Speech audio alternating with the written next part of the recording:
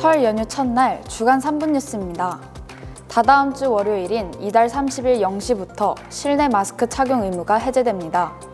정부는 어제 중대본 회의를 열어 이같이 결정했습니다. 지난 12월 결정한 실내 마스크 착용 의무 조정 지표 4가지 중 3가지가 충족되었고 대외 위험 요인도 충분히 관리 가능한 수준으로 판단하였습니다. 다만 택시를 포함한 대중교통과 약국, 병원 등 고위험 시설에서는 마스크 착용 의무가 유지됩니다. 방역당국은 산밀 환경이거나 본인이 고위험군인 경우에는 마스크를 계속 착용해 줄 것을 당부했습니다. 실내 마스크 의무 조정 이후에도 이게 의무에서 권고로 이제 자발적인 마스크 착용을 해 주십사고 말씀을 드린 거기 때문에 이번 결정으로 새학기부터는 학교에서도 마스크를 벗을 수 있게 됩니다. 학교는 마스크 의무 유지 시설에 포함되지 않았기 때문입니다. 교육부는 학교 내 유증상자가 발생하는 등 마스크 착용이 필요한 경우에 대한 세부 지침을 다음 주까지 마련하기로 했습니다. 이번 설 연휴 기간 동안 고속도로 일부 휴게소에 임시선별진료소가 운영됩니다. 코로나19 의심 증상이 있는 경우 무료로 PCR 검사를 받을 수 있습니다. 임시선별진료소는 경부선 서울 방향 안성휴게소, 호남선 순천 방향 백양사 휴게소 등 6개 휴게소에 설치됩니다. 여성가족부는 연휴 기간 동안 청소년 상담 1388을 정상 운영해 위기 청소년 상담을 지원합니다.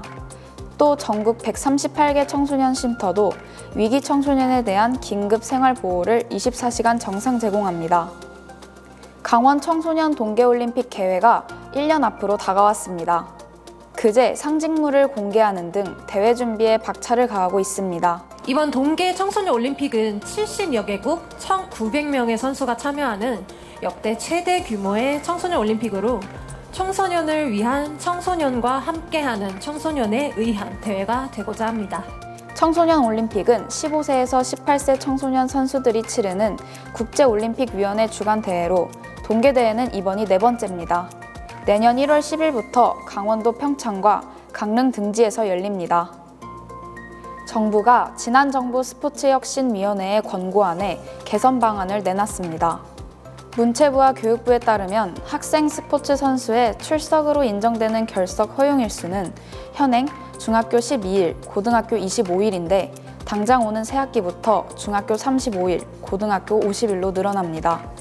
지난 2019년 스포츠혁신위 권고에 따라 학기 중에는 대회에 참가할 수 없다는 원칙이 세워지면서 학생 선수의 출석 인정 일수가 축소됐는데 부작용으로 학생 선수가 학업을 중단하는 계기가 된다는 지적을 들어왔습니다. 정부는 이번 출석 인정 일수 개선이 학생 선수가 체육 분야 인재가 되는 토대가 될 거라고 밝혔습니다. 오늘 소식은 여기까지입니다. 시청자 여러분, 즐거운 명절 되시고 새해 복 많이 받으십시오.